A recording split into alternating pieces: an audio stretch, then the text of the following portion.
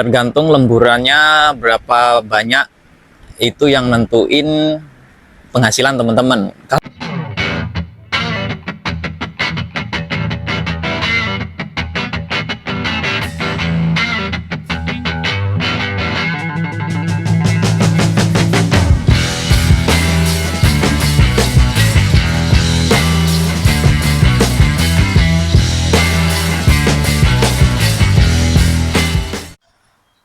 Bismillahirrahmanirrahim. Assalamualaikum warahmatullahi wabarakatuh.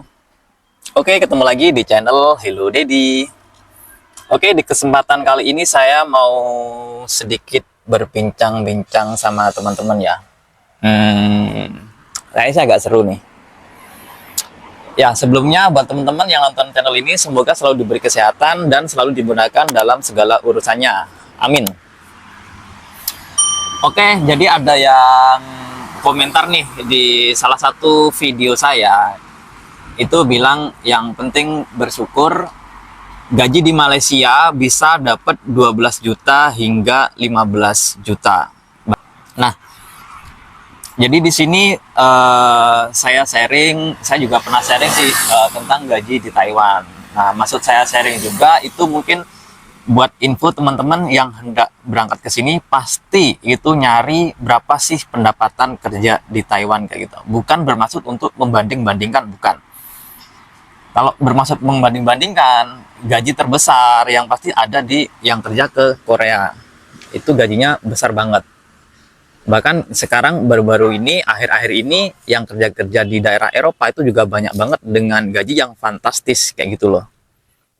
Tapi semua itu kembali lagi, rezeki orang itu beda-beda masing-masing. Nah, yang saya jelaskan dari video saya sebelumnya, video-video saya sebelumnya, kalau menyinggung soal gaji, itu yang saya bahas itu adalah gaji pokok.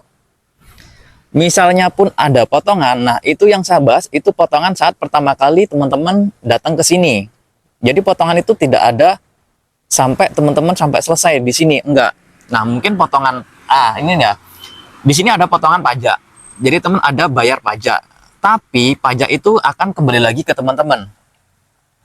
Nah, berikutnya ada tabungan wajib, itu kan masuk potongan, tapi tabungan wajib, namanya juga tabungan, itu bakal kembali lagi ke teman-teman, tabungan wajib.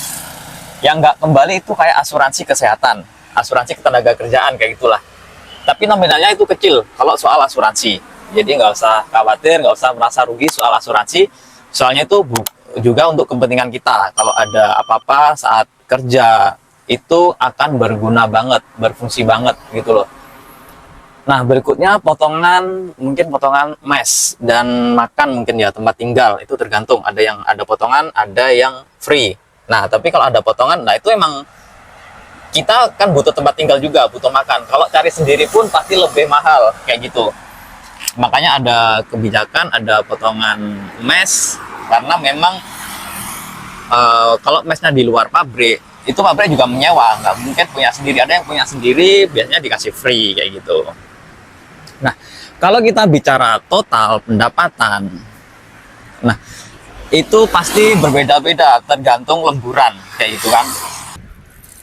Tergantung lemburannya berapa banyak, itu yang nentuin penghasilan teman-teman. Kalau gaji pokok di sini sekarang di tahun 2024 ini itu sekitar di angka 13 juta sekian rupiahnya ya.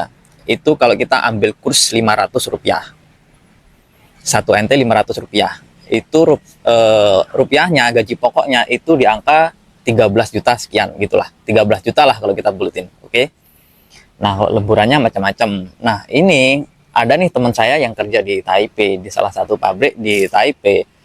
Itu mendapatkan gajinya itu lumayan besar, sampai-sampai gajinya itu dikasihkan 2 kali. Nah, yang pertama itu ditransfer ke rekeningnya, ke rekening ATM yang dibuatin sama pabrik. Terus yang berikutnya gaji kedua itu dikasih cash. Nah, jadi kayak gaji pokok. Nah, yang pertama ditransfer itu gaji pokok doang. Berikutnya setelah 2 minggu atau selang seminggu itu dikasihnya lemburannya, dan lemburannya itu jauh lebih banyak dibanding gaji pokok yang dia dapat. Nah, jadi bisa teman-teman kira-kira aja nih. Kalau misalkan tahun kemarin, misalnya gaji pokok itu di 12 juta ya, itu dia dapat lemburan lebih dari 12 juta. Nah, jadi sekalinya dapat banyak ya banyak.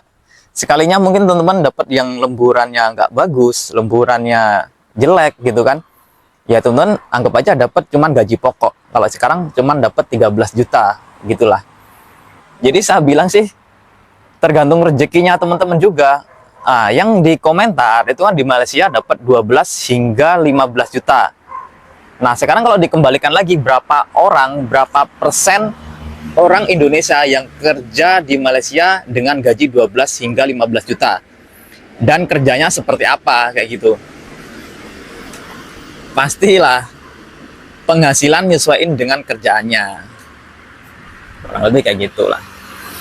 Ya kembali lagi, semua itu sebenarnya kembali lagi tergantung rezekinya. Nah sekarang kalau pada tahu, anggap aja kalau di Asia itu di Korea ya, kalau di Korea yang besar. Nah, kenapa orang tuh nggak berbondong-bondong ke Korea aja gitu loh?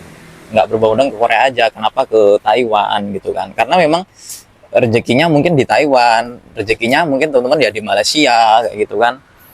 Jadi rezeki itu kita juga nggak bisa nentuin mau kemana gitu loh. Kalau ke Korea semudah itu mungkin ya semua orang berbondong-bondong ke Korea gitu loh. Atau enggak di negara lain, daerah Eropa, kalau memang semudah itu, segampang itu, mungkin ya mereka pada ke sana gitu loh. Di Taiwan mungkin juga nggak ada TKI gitu loh. Jadi semua itu sudah rezekinya, sudah porsinya teman-teman gitu loh. Jadi kalau kita bicara soal gaji itu sebenarnya juga sensitif. Karena memang gaji itu kan sebenarnya juga udah rezekinya kita segitu gitu loh. Kita mau maksa kayak gimana pun rezekinya segitu ya udah gitu loh, setidaknya kita sudah berusaha semaksimal semampu kita.